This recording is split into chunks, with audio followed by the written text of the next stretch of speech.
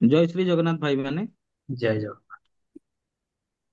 ସର୍ବପ୍ରଥମେ ଗୁରୁଦେବ ଗଣପତି ଜଗଦମ୍ବାଙ୍କୁ ପ୍ରଣାମ କରି ଆମର ପୁରାତନ ମହର୍ଷି ମାନଙ୍କୁ ପ୍ରଣାମ କରି ଆଜି ଆମର ବାସ୍ତୁର ଡିସ୍କସନ ଆରମ୍ଭ କରିବା। ଆଉ ରାଜବାବୁ ମୁଁ ରିକ୍ୱେଷ୍ଟ କରିକି ମତେ ଟିକେ କାଇଣ୍ଡଲି ସେ ହୋଷ୍ଟର ଇଏଟା ଦେଲେ ମୁଁ ସ୍କ୍ରିନ ସେୟାର କରିପାରନ୍ତି। ଆଜି ଆମେ ପଞ୍ଚଭୂତର ସିରିଜ ଷ୍ଟାର୍ଟ କରିବା ଏବଂ ପଞ୍ଚଭୂତର ସିରିଜରେ ଆଜି ଆମେ ପଢିବା ଆକାଶ। ଆକାଶ ବିଷୟରେ ଆଜି ଆମେ ପଢିବା। ତ ଆମେ ସମସ୍ତେ ଅବଗତ ଅଛେ ଯେ ଏ ଯେତେ ଜିନିଷ ସୃଷ୍ଟିରେ ଅଛି ସବୁ ଆକାଶ ଭିତରେ ହିଁ ଅଛି ବା ମହାଶୂନ୍ୟ ଭିତରେ ହିଁ ଅଛି। ତେଣୁ ସେଇଟା ବହୁତ ହି ଇମ୍ପୋର୍ଟାଣ୍ଟ। ଏ ପଞ୍ଚଭୂତ ଜାଣିଲା ପରେ ଆମକୁ ଏଇ ସବୁ ଜିନିଷଟା କ୍ଲିଅର ହବ ଯେ କେଉଁ ତତ୍ଵରୁ କେଉଁ ତତ୍ଵ ସହିତ କଣ ତାର ସାମଞ୍ଜସ୍ୟଟା କଣ ସେଟା ଆମେ ଜାଣିବା। ଏଇଟା ବହୁତ ଇମ୍ପୋର୍ଟାଣ୍ଟ ଟପିକ ଆଉ ଏଇଟା ଭେରି ବେସିକ। ୟା ଉପରେ ଯଦି ଦିମାଗ ୟା ଉପରେ ଯଦି ଆପଣ କ୍ଲିଅର ହେଇଗଲେ ତାହେଲେ ଆପଣ ଏଇ ସବୁ ଜିନିଷଟାକୁ ବୁଝିପାରିବେ ଯେ ତତ୍ଵଟା କାହିଁକି ଏତେ ଗୁରୁତ୍ୱପୂର୍ଣ୍ଣ ପ୍ରତ୍ୟେକ ଜିନିଷ ପାଇଁ। ଠିକ ଅଛି ନା? ତ ରାଜୁ ଟିକେ କାଇଣ୍ଡଲି ଯଦି ହୋଷ୍ଟ ଦେଇ ଦିଅନ୍ତେ ମୁଁ ସ୍କ୍ରିନ ସେୟାର ଟା ଆରମ୍ଭ କରିପାରନ୍ତି ଡନ୍ ଆଉ ମୁଁ ଡନ୍। ଧୀରେ ଧୀରେ ସେଇଟାକୁ ପଢେ। ଠିକ ଅଛି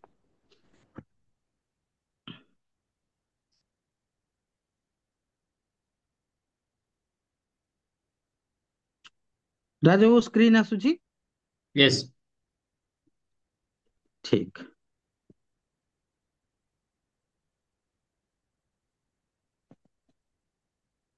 ଭାଇ ଆଜି ଆମେ ପଢିବା, ଆଜି ଆମର ଟପିକ ର ନାଁ ରହିବ ଆକାଶ।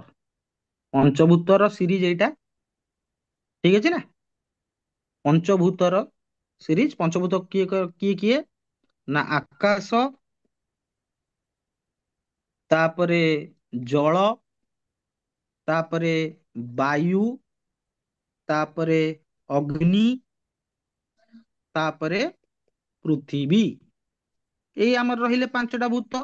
ଏକ, ଦୁଇ, ତିନି, ଚାରି, ପାଞ୍ଚ। ଏଇଟା ସମସ୍ତେ ଜାଣିଛନ୍ତି। ଆଜି ଆମେ ପଢିବା ଆକାଶକୁ।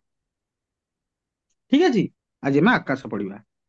ତ ଆମେ ମାନେ ସମସ୍ତେ ଜାଣିଛେ ଯେ ଆକାଶଟା କାହିଁକି ଏତେ ଇମ୍ପୋର୍ଟାଣ୍ଟ। ଏଇ ଆକାଶ ଭିତରେ ସବୁ କିଛି ଅଛି। ଏ ପଞ୍ଚଭୂତ ଆକାଶ ଭିତରେ ସବୁ କିଛି ଅଛି। କାରଣ ଆକାଶ ହଉଛି ଅନନ୍ତ, ଚାରିଆଡକୁ ବ୍ୟାପ୍ତ ହେଇଛି ସେ। ଆଉ ସବୁ ବିଶ୍ଵ ବ୍ରହ୍ମାଣ୍ଡ ଏଇ ଆକାଶ ଭିତରେ ହିଁ ଅଛି। ଏଇଟା ଆମେ ମାନେ ଆପଣ ମାନେ କ୍ଲିୟର ହେଇଯାଆନ୍ତୁ। ତେଣୁ ଆକାଶଟା ଏଇ ତତ୍ଵକୁ ବୁଝିଲେ, ଏଇ ଆକାଶ ତତ୍ଵଟାକୁ ବୁଝିଲେ ମାନେ ମାନେ ଆପଣ ମାନଙ୍କର ଗୋଟେ ଦିଗନ୍ତ ଖୋଲିଯିବ କି ଏଇ ଆକାଶରୁ ଆମେ କଣ ପାଇପାରିବା, ଇଏରୁ କଣ ପାଇପାରିବା। ଏଇ ସବୁ ଜିନିଷ ଆପଣଙ୍କର କ୍ଲିୟରଲି ହେଇଯିବ। ମାନେ ମୁଁ ଆପଣଙ୍କୁ ଆକାଶ ବିଷୟରେ ଆଜି ଡିଟେଲି ଏକ୍ସପ୍ଲେନ କରିବି ଯେ କଣ କଣ ଆକାଶର ପ୍ରକୃତି, ତାର ଗୁଣ କଣ, କୋଉ ରଙ୍ଗ ଆକାଶ ପାଇଁ କି, ଏବଂ ତାର ଆକାଶ ଦେଖିବାକୁ କେମିତି, ଏଇ ସବୁ ଗୁଡାକ ମୁଁ ଧୀରେ ଧୀରେ କରିକି ଆପଣଙ୍କୁ କ୍ଲିୟର କରିବି। ଠିକ ଅଛି? ତେଣୁ ଟିକେ ଦୟାକରି ସମସ୍ତେ ମାଇଣ୍ଡଫୁଲି ଶୁଣନ୍ତୁ। ତେଣୁ ଆକାଶ ତତ୍ଵ, ଏଇ ଯୋଉ ଆକାଶ ତତ୍ଵ ରହିଲା, ଆକାଶ ତତ୍ଵ, ଏଇ ଯୋଉ ଆକାଶ ତତ୍ଵ ହଉଛି, ଏ ଆକାଶ ତତ୍ଵ ଭୂମି ଆକାଶ ତତ୍ଵକୁ ସୃଷ୍ଟି କରେ। ଠିକ ଅଛି? ଭୂମି ଆକାଶ ତତ୍ଵକୁ ସୃଷ୍ଟି କରେ। ଆକାଶ ତାପରେ ଅଗ୍ନି ଆକାଶ ତତ୍ଵକୁ ନଷ୍ଟ କରେ। ପ୍ରତ୍ୟେକ ତତ୍ଵ ଗୋଟେ ତତ୍ଵରୁ ସୃଷ୍ଟି ହୁଏ, ଗୋଟେ ତତ୍ଵରୁ ନଷ୍ଟ ହୁଏ। ପୁଣି ପ୍ରତ୍ୟେକ ତତ୍ଵ ଗୋଟେ ତତ୍ଵକୁ ସୃଷ୍ଟି କରେ ଆଉ ଗୋଟେ ତତ୍ଵକୁ ନଷ୍ଟ କରେ। ତେଣୁ ଆମେ ଜାଣିଲେ ଯେ ଭୂମି ସୃଷ୍ଟି କରେ ଆକାଶ, ଅଗ୍ନି ନଷ୍ଟ କରେ ଆକାଶ। ଏଇଟା କ୍ଲିଅର। ଏବେ ଆକାଶ କଣ କରିବ ନା ଆକାଶ ସୃଷ୍ଟି କରେ ଜଳ। ଆକାଶ ସୃଷ୍ଟି କଲା ଜଳ। ଏଠି ଜଳଟା ଜଳ ତତ୍ଵକୁ ଆକାଶ ସୃଷ୍ଟି କରେ। ପୁଣି ଆକାଶ କଣ ନଷ୍ଟ କରେ ନା ବାୟୁ ତତ୍ଵକୁ।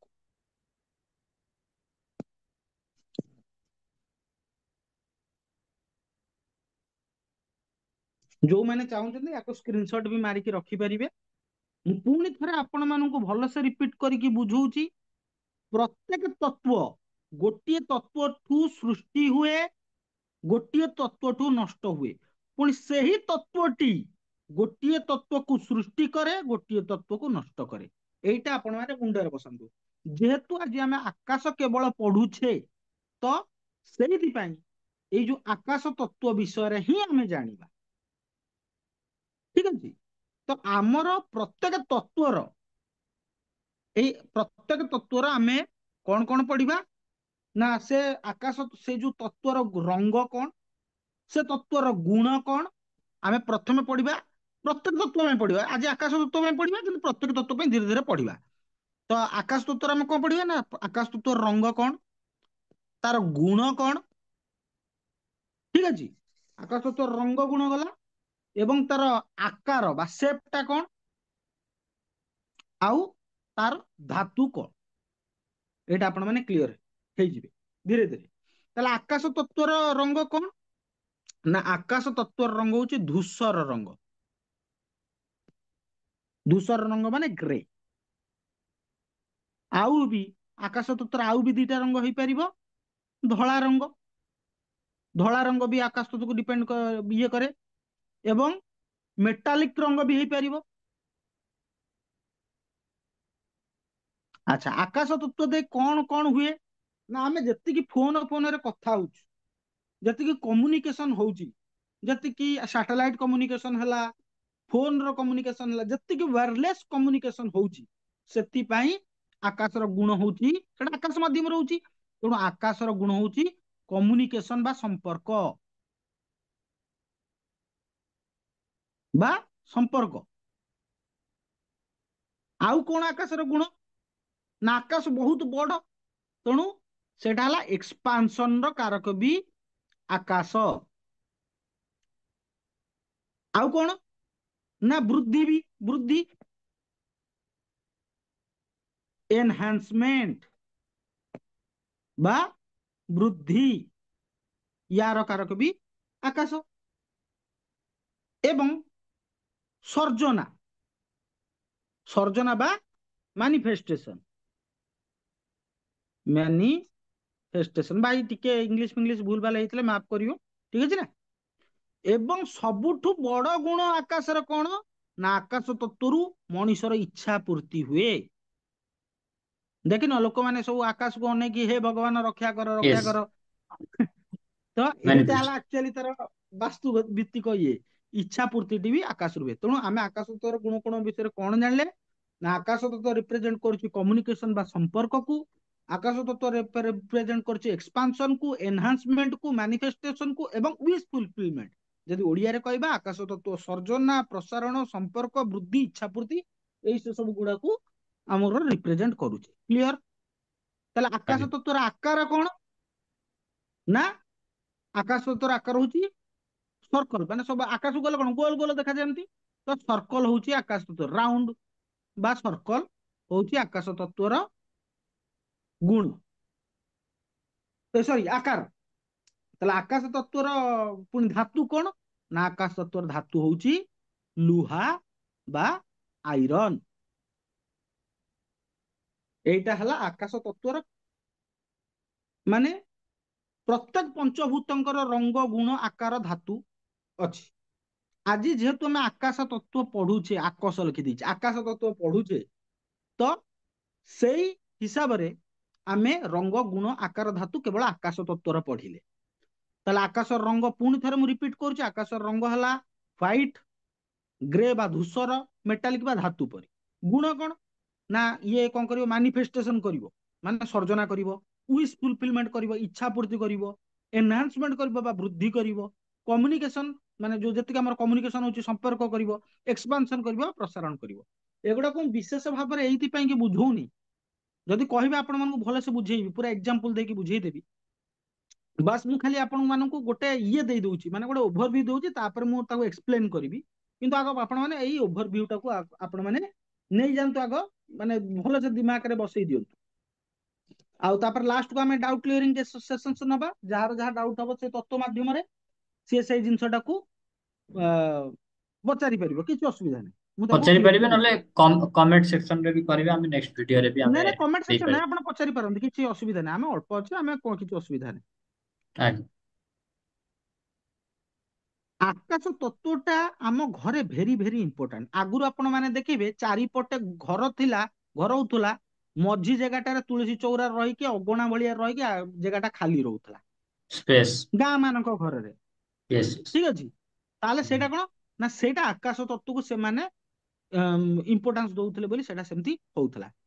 ଏବେ କଣ ହେଲା ନା ସମସ୍ତେ ଛାତ ଘର କରିଦେଲେ, ଯୋଉ ଛାତ ହୁଁ ଘର କରିଦେଲେ ଆକାଶ ତତ୍ଵଟା କଣ ହେଲା ନା ବନ୍ଦ ହେଇକି ରହିଗଲା। ଯେହେତୁ ଆକାଶ ତତ୍ଵ ବନ୍ଦ ହେଇକି ରହିଗଲା, ଯୋଉ ଆକାଶର ଯୋଉ ଗୁଣ ଗୁଡିକ ରହିଛି, ଯୋଉ କମ୍ୟୁନିକେସନ, ସମ୍ପର୍କ, ଏକ୍ସପାନସନ, ଏନହାନ୍ସମେଣ୍ଟ, ଇଚ୍ଛା ପ୍ରତି ୱିଶ ହୁଁ ଫୁଲଫିଲମେଣ୍ଟ ହୁଁ ଆଉ ମ୍ୟାନିଫେଷ୍ଟେସନ, ଏଇଟା ଏଇଟା ଆପଣ ମାନେ ଦେଖନ୍ତୁ ଗାଁରେ ଥିଲା ମାନେ ସମସ୍ତେ କେତେ ଖୁସିରେ ରହୁଥିଲେ, ସମସ୍ତେ କେତେ ଭାଇ ଭାଇ ହୁଁ ଭଳିଆ ହୁଁ ରହୁଥିଲେ। ଯେବେଠୁ ଛାତ ଘର ଆସିଲା ଗାଁ ଗାଁ ଭିତରେ, ମୁଁ କହୁନି ଏଇଟା ହିଁ ତାର ରିଜନ, ମୁଁ କହିବାର ମୋର କହିବା ତାତ୍ପର୍ଯ୍ୟ ହେଲା କି ଦେଖ, ଯେତେବେଳେ ଆକାଶ ତତ୍ଵଟାକୁ ଆମେ ନିବୁଜ କରିଦେଲେ, ଘର ଆଗରୁ ଯୋଉ ଅଗଣା ଖୋଲା ରହୁଥିଲା ଏବେ ଆଉ ସେଟା ଯେମିତି ଖୋଲା ରହୁନାହିଁ, ଯେ ହୁଁ ତାକୁ ନିବୁଜ କରିଦେଲେ, ଏଇ ଜିନିଷରେ ଲୋକମାନଙ୍କ ଜୀବନରେ ଅସୁବିଧା ଆସେନି। ସମ୍ପର୍କ ଖରାପ ହେଇଯାଇଛି ଗାଁ ଗାଁର ଲୋକମାନଙ୍କ ଭିତରେ ବା ଯୋଉଠି ରହୁଛି, କମ୍ୟୁନିକେସନ ଭିତରେ ବି ପ୍ରୋବ୍ଲେମ ଆସିଛି, ସେମାନଙ୍କ ଭିତରେ ମନ ମିଶୁନାହିଁ, ସେମାନଙ୍କର ଇଚ୍ଛା ପୂର୍ତ୍ତିରେ ଡିଲେ ହଉଛି। ମୁଁ କହୁନି, ମୁଁ କହୁଛି କି ଦେଖ କି ବାସ୍ତବରେ ଆଗରୁ ଯୋଉ ସୋସାଇଟି ଟା ପୁରୁଣା ଥିଲା ଏବେ ନୂଆ ଥିଲା, ବାସ୍ ଗୋଟେ ସିମ୍ପଲ କମ୍ପାରିଜନ ଦଉଛି। ଆଉ ବୃଦ୍ଧି କେବଳ ସେମାନେ ନିଜର ଚାହୁଁଛନ୍ତି, ସ୍ୱାର୍ଥପର ହେଇଗଲେ ଲୋକ। ଆଉ ଏକ୍ସପାନସନ ତ ଛାଡ, ଏକ୍ସପାନସନ କଣ ନିଜର ଏକ୍ସପାନସନ, ଆଉ ମାନିଫେଷ୍ଟେସନ ମାନେ ଯୋଉ ଚିନ୍ତାଧାରାଟାକୁ ପ୍ରତିଫଳିତ କରିବା ସେଇଟା ବି ଖରାପ ହେଇଯାଉଛି। ମାନେ ଏଇଟା ହେଲା ଯଦି ଆକାଶ ତତ୍ଵ ନଥାଏ, ମୁଁ ଏଇଟା କହୁନି ହୁଁ ଏଇଟା ହିଁ ହବ, ମୋର କହିବାର ତାତ୍ପର୍ଯ୍ୟ ହେଲା ଏଇ ଗୁଣ ଗୁଡାକ ଆମର କ୍ଷୟ ଘଟୁଛି ଧୀରେ ଧୀରେ। ଠିକ ଅଛି ନା? ହୁଁ ତେଣୁ ମୋର କହିବାର ମେନ୍ ଇଏ ହେଲା ଯେ ବାସ୍ତୁରେ ଆକାଶ ଆମର ଉନ୍ନତି, ନୂଆ ଚିନ୍ତା ଦବା, ଜ୍ଞାନ ବୃଦ୍ଧି କରିବା ଏବଂ ବୈବାହିକ ଜୀବନରେ ଖୁସି ଆଣିବା, ପରିବାରରେ ସୁଖର କାରକ ହବା। ଠିକ ଅଛି, ତେଣୁ ଆକାଶଟା କେନ୍ଦ୍ର ସ୍ଥାନ ବା ବ୍ରହ୍ମ ସ୍ଥାନରେ ପ୍ରଭାବ ବିସ୍ତାର କରିଥାଏ। ଏଇଟା ଗୋଟେ ସିମ୍ପଲ ଜିନିଷ।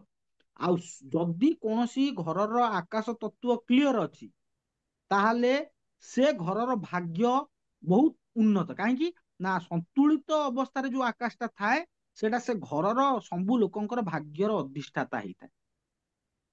ଆକାଶ ତତ୍ଵରୁ ହିଁ ଆମର ଜ୍ଞାନ ମିଳେ ଏବଂ ପୁରୁଣା ବିଶ୍ୱାସକୁ ବି ଦେଖାଏ, ଏବଂ କ୍ରିଏଟିଭ ଆଇଡିଆ ଯାହାର ଆସେ ସେଗୁଡା ସବୁତିକ ଆକାଶ ତତ୍ଵରୁ ଆସେ। ଯେମିତି ବୁଦ୍ଧିରେ ଗୋଟେ ଗୋଟେ କିଛି ଚିନ୍ତା କଲେ ଭାସି ଆସିବା, ଆକାଶରୁ ଯେମିତି କବି ମାନେ ଯେତେବେଳେ ଲେଖନୀ ଧରି ବସନ୍ତି ସେମାନେ କହନ୍ତି ଯେ ଶବ୍ଦ ଭାସି ଆସିଲା ମୋ ମନକୁ, ମାନେ ସେ ଆକାଶ ତତ୍ଵଟା ସେଠି ୟୁଟିଲାଇଜ ହେଲା।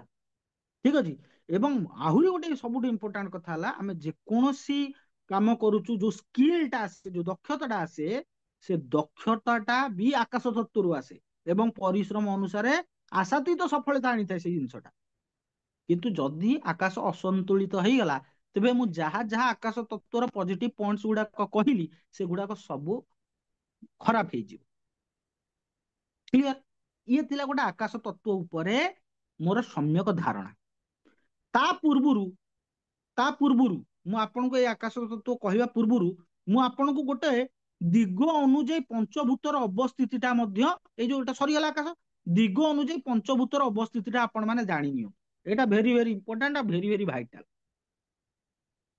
ଠିକ ଅଛି, ଆଗରୁ ମୁଁ ଏଟା କରିସାରେ ତାପରେ କହୁଛି, ତାପରେ ଯିଏ ଯାହା ଡାଉଟ ପଚାରିବା ଆମେ ସେସନ କ୍ଲିୟର କରିବା। ଏଟା ହେଲା ନର୍ଥ, ଏଟା ହେଲା ସାଉଥ, ଭାଇ କହିଦିଅ ଓଡିଆରେ କରୁଛ, ଦେଖିଲା ବେଳକୁ ଇଂଲିଶ ଲେଖୁଛ, ଉତ୍ତର, ଦକ୍ଷିଣ, ପୂର୍ବ, ପଶ୍ଚିମ। ଏଇ ଜାଗାଟା ହଉଛି ଆଜ୍ଞା ଆକାଶ, ଏଇ ଜାଗାଟା ହଉଛି ଜଳ, ଏଇ ଜାଗାଟା ହଉଛି ଅଗ୍ନି, ଏଇ ଜାଗାଟା ହଉଛି ଭୂମି, ଏଇ ଜାଗାଟା ହଉଛି ବାୟୁ।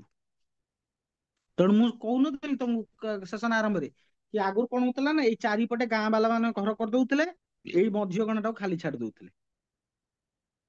ଏବେ ଛାତ ଘର ସିଷ୍ଟମ ଆସିଗଲା, ଲୋକମାନେ ମନା କରୁନି, କରୁନାହାନ୍ତି ବୋଲି, କିନ୍ତୁ କରୁଛନ୍ତି, କିନ୍ତୁ ସେଇଭଳିଆ ହଉନି। ତ ଏବେ ଆମେ, ମୁଁ ଏଠି ଆପଣଙ୍କର ଯିଏ ଚାହିଁବେ ସ୍କ୍ରିନଶଟ ନେଇପାରିବେ ନେଇପାରିବେ, ନହେଲେ ଯଦି କାହାର କିଛି ଡାଉଟ ଅଛି ସେମାନେ ସେଟା ପଚାରି ପାରିବେ। ହୁଁ। ମୁଁ ଦେଖିଛି ଏମିତି ବହୁତ ସାରା ଘର ଯୋଉଟା କି ପୁରୁଣା କାଳରେ ଚାଳ ଘର ଥିବ ତାଙ୍କର, ଚାରିପଟେ ପୁରା ରହିବ, ମଝିରେ ଅଗଣା ଟାଇପ ର ଥାଏ। ହଁ, ତେଣୁ ଏଇଟା ବଢିଆ ହେଲା ଲାଗେ। ଇମ୍ପୋର୍ଟାଣ୍ଟ କଥା। ଆଜି ଆମେ ଜାଣିଲେ କୋଉ ବିଷୟରେ, ନା ଆଜି ଆମେ ଜାଣିଲେ ଆକାଶ ତତ୍ତ୍ୱ ବିଷୟରେ, ଆକାଶ ତତ୍ତ୍ୱର ଯୋଉ କ୍ୟାରେକ୍ଟରିଷ୍ଟିକ୍ସ ବିଷୟରେ। ଆଗକୁ ଆମେ ପ୍ରତିଦିନ ଏମିତି ଗୋଟେ ଗୋଟେ କରିବା। ଆଜି ଆକାଶ ସରିଲା, କାଲି ଆମେ ମେ ବି ଯୋଉଟା ଆପଣ ମାନେ କହିବେ, କାଲି ଆମେ ବାୟୁ ତତ୍ତ୍ୱ କରିବା। ଠିକ ଅଛି, ଏମିତି ଛୋଟ ଛୋଟ ବିଷୟରେ ଛୋଟ ଛୋଟ ଭିଡିଓର ଅଧିକା ଅଧିକା ଜାଣିବା ଜମାର ଆବଶ୍ୟକତା ନାହିଁ। ଗୋଟେ ଜିନିଷ ଭଲସେ ଜାଣିବା ଏବଂ ତାପରେ ଡିପଲି ରିସର୍ଚ୍ଚ କରିବା, ତାପରେ ଟିକେ ଆନାଲିସିସ୍ କରିବା। ଏଇ ଦ୍ୱାରା ଆମର କଣ ହବ ନା, ଜାଣିବାଟା ଜାଣିଲା ଭଳିଆ ଭଲ କ୍ଲିୟର ରହିବ। ଏବଂ ଆପଣ ଦେଖିବେ ଯେତେ ସବୁ ଆକାଶର ପଜିଟିଭ କ୍ୟାରେକ୍ଟରିଷ୍ଟିକ୍ସ ଅଛି, ସେ ପଜିଟିଭ କ୍ୟାରେକ୍ଟରିଷ୍ଟିକ୍ସଟାର ଫାଇଦା ଆମେ କିଭଳି ଭାବରେ ନେଇପାରିବା। ଆଉ ସବୁଠୁ ମନେ ରଖନ୍ତୁ, ଆକାଶ ତତ୍ଵର ଯୋଉ ମେନ୍ ଦେବତା ହଉଛନ୍ତି, ସିଏ ହଉଛନ୍ତି ଭଗବାନ ବିଷ୍ଣୁ ନାରାୟଣ ନିଜେ। ଠିକ ଅଛି, ଆଉ ନାରାୟଣ ହେଉଛନ୍ତି, କର୍ମକାଣ୍ଡ ହିସାବରେ ତମେ ଜାଣିବ, ଆକାଶ ତତ୍ଵର ଅଧିଷ୍ଠାତା ଦେବ, ମାନେ ଯିଏ ପୁରା ହେଡ, ସେ ହଉଛନ୍ତି ନାରାୟଣ ନିଜେ, ପରମ ବିସ୍ତୃତି, ସେ ଅନନ୍ତ, ସେଇଥିପାଇଁ ତାଙ୍କୁ କୁହାଯାଏ। ଯେହେତୁ ଆକାଶ ଅନନ୍ତ, ସିଏ ବି ଅନନ୍ତ। ତେଣୁ ସେଇ ପରବ୍ରହ୍ମ ପରମାତ୍ମା ଶ୍ରୀହରିଙ୍କର ଏଇ ଯୋଉ ପାର୍ଟଟା ଯୋଉ ଆକାଶ ହଉଛି, ସେଟା ତାଙ୍କୁ ହିଁ ଡିନୋଟ କରେ, ଆଉ ସିଏ ହଉଛନ୍ତି ତାର ଅଧିଷ୍ଠାତ୍ର ଦେବତା। ତେଣୁ ଆକାଶ ତତ୍ତ୍ୱ ତୁମର ମେଣ୍ଟେନାନ୍ସ କୁ ଦେଖାଏ। ଏଇଟା କୋଉ ବହିରେ ଆପଣ ପାଇବେନି, ଏଇଟା ମୋର ନିଜସ୍ୱ ଇଣ୍ଟରପ୍ରିଟେସନ, ମୁଁ ଆପଣମାନଙ୍କ ସହିତ ସେୟାର କରୁଛି। କାହିଁକି ନା, ଶ୍ରୀହରି ଯଦି ଆମେ ତାଙ୍କୁ ଦେଖିବା, ଥ୍ରୀ ଫର୍ମରେ, ସିଏ ହଉଛି ପରବ୍ରହ୍ମ ପରମାତ୍ମା ଶ୍ରୀହରି ଆମର। କିନ୍ତୁ ସେଇ ଯଦି ଆମର ଯଦି ତ୍ରିଦେବଙ୍କ କନସେପ୍ଟ ଆସେ, ତାହେଲେ ସେ ହଉଛନ୍ତି ଭଗବାନ ବିଷ୍ଣୁ। ତାହେଲେ ଭଗବାନ ବିଷ୍ଣୁ କଣ କରନ୍ତି ନା, ପାଳନ କରନ୍ତି। କୌଣସି ଜିନିଷକୁ ସୃଷ୍ଟି କରିଦବା ଇଜି, କୌଣସି ଜିନିଷକୁ ଡେଷ୍ଟ୍ରୟ କରିଦବା ଆହୁରି ଇଜି, କିନ୍ତୁ କୌଣସି ଜିନିଷକୁ ସଷ୍ଟେନାନ୍ସ ଦେଇ ତା ପଛରେ ହୁଁ। ଲାଗି ରହି ତାର ଲେଭୁଲଟାକୁ ସେଇଭଳି ଭାବରେ ମେଣ୍ଟେନ କରିବା, ସେଇଟା କେବଳ ଗୋଟେ ଟ୍ରୁ ଯୋଗୀ ହିଁ କରିପାରେ। ସେଇଥିପାଇଁ ସେ ୟେସ୍। ଯୋଗେଶ୍ଵର କୃଷ୍ଣ। ଠିକ ଭୋଗେଶ୍ଵର ଅଛି ନା? କୁହ। ୟେସ୍। ତେଣୁ ମୋର କହିବା ତାତ୍ପର୍ଯ୍ୟ ହେଲା ଏଇଆ, କି ଶ୍ରୀହରିକୁ ମାନିକି ଚାଲ, ସେ ହିଁ ସବୁ କିଛି ଠିକ କରିବେ। ମୁଁ ଆପଣମାନଙ୍କୁ ଆହୁରି ଗୋଟେ କଥା କହୁଛି, ମୁଁ ଆଜି ଗୋଟେ ଚାର୍ଟ ଦେଖୁଥିଲି, ଏଇଟା ସେୟାର କରିବାକୁ ଚାହୁଁଛି। ମୁଁ ଗୋଟେ ଲୋକର ଚାର୍ଟ ଦେଖୁଥିଲି,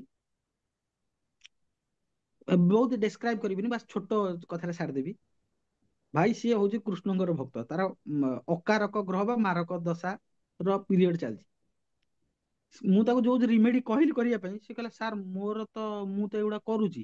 ମୁଁ କହିଲି, ତାହେଲେ ଆପଣ ଆଗରୁ ବୋଧେ କୋଉଠି ଦେଖେଇଥିବେ, ମାନେ ଜାତକ ଦେଖେଇଥିବେ, ତ ଆପଣ କିଏ ସଜେଷ୍ଟ କରିଦେବେ?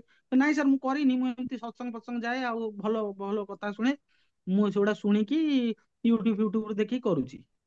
ଭାବିଲେ, ଯଦି ଠାକୁର ନଥାନ୍ତେ, ଯଦି ଶ୍ରୀହରି ନଥାନ୍ତେ, ସିଏ ଯଦି ସ୍ପିରିଚୁଆଲ ନ ହେଇଥାନ୍ତା, ସିଏ କଣ ଏସବୁ ଜିନିଷଟାକୁ ଶୁଣିଥାନ୍ତା? ଆଉ ଯଦି ବି ହୁଁ। ଶୁଣିଥାନ୍ତା, କଣ ପାଳନ କରିଥାନ୍ତା? କେବେ ନୁହଁ। ହୁଁ। କେବେ ବି ପାଳନ କରିନଥାନ୍ତା। ତେଣୁ ମୋର କହିବା ତାତ୍ପର୍ଯ୍ୟ ହେଲା, ଯିଏ ଯାହାର ଆଶ୍ରିତ, ଯିଏ ଶରଣାଗତି ନେଇଛି ତାଙ୍କର, ସିଏ ତାକୁ ପଦେ ପଦକେ ରକ୍ଷା କରନ୍ତି। ଠିକ ଅଛି, ଏବଂ ଯଦି ତୁମେ ତାଙ୍କ ପ୍ରତି ଶରଣାଗତି ହେଇଛ, ସେ ତୁମର ଜୀବନର ରହନ ସହଣକୁ ଇଏ କରନ୍ତି। ଆପଣ ବିଶ୍ୱାସ କରିବେନି, ତାର ତାର ନଥିଲା, ତାର ଜାତକ ବି ନଥିଲା, ସିଏ ଯୋଉଠି ଜନ୍ମ ହେଇଥିଲା, ମାନେ ଯୋଉ ମେଡିକାଲରେ ଜନ୍ମ ହେଇଥିଲା, ମତେ ଆସି ପଚାରିଥିଲା କି ମୁଁ କୋଉଠୁ ପାଇବି, ମୁଁ ତ ଟାଇମ ଟା ପାଉନି, ମୋର ଜାତକ ତ ମୋ ପାଖେ ନାହିଁ। ମୁଁ ତାକୁ କହିଥିଲି କି ଆପଣ ଯୋଉଠି ଜନ୍ମ ହେଇଛନ୍ତି ସେଠି ତ ଯେମିତି ହେଲେ ତା ରେକର୍ଡଟା ଥିବ ନା, ଗଭର୍ଣ୍ଣମେଣ୍ଟ ରେକର୍ଡ ରଖୁଥିବେ ସେମାନେ, ଆପଣ ସେଠି, ସିଏ ସେଇଠୁ କଲେକ୍ଟ କରିକି ଆଜି ନେଇକି ଆସିଥିଲା। ଆଉ ତାକୁ ମୁଁ ପ୍ରାୟତଃ ଯେତିକି ରିମେଡି କହିଲି, ଆଟଲିଷ୍ଟ 60% ସେ ନିଜ ସ୍ପଣ୍ଟେନିୟସ ଭାବରେ ଡେଲି ଡେଲି କରୁଛି। ସେୟା। ପୁଣି ତାର ଅକାରକ, ବହୁତ ଅକାରକ ଗ୍ରହର ଦଶା ଚାଲିଛି, ମାରକ କହିଲେ ବି ଭୁଲ ହବନି। ତେଣୁ ମୋର କହିବା ତାତ୍ପର୍ଯ୍ୟ ହେଲା ଏଇଆ, ଧୀରେ ଧୀରେ ଛୋଟ ଛୋଟ ଟପିକ ନେଇ ପଢି ଚାଲନ୍ତୁ, ଏବଂ ତାକୁ ମନେ ରଖନ୍ତୁ, ତାକୁ ନିଜ ଜୀବନ ସହିତ, ମୁଁ କହିଦେଲି ବୋଲି ନାହିଁ, ତାକୁ ନିଜ ଜୀବନ ସହିତ ଇମ୍ପ୍ଲିମେଣ୍ଟ କରିକି ଦେଖନ୍ତୁ କି ସେଇଟା ଆକ୍ଚୁଆଲି ହଉଛି ନା ନାହିଁ, ଆପଣ ମାନେ ସତ୍ୟତା ଅନୁଭବ କରିପାରିବେ। ତ ଆଜିର ସେସନ ପାଇଁ ଏତିକି। ଯଦି କିଏ କିଛି ଡାଉଟ ପଚାରିବା କଥା ପଚାରି ପାରନ୍ତି, ନହେଲେ ସେସନ ଏଣ୍ଡ କରିଦବା। ଜୟ ଶ୍ରୀ ଜଗନ୍ନାଥ। ଜୟ। ଜୟ ଜଗନ୍ନାଥ।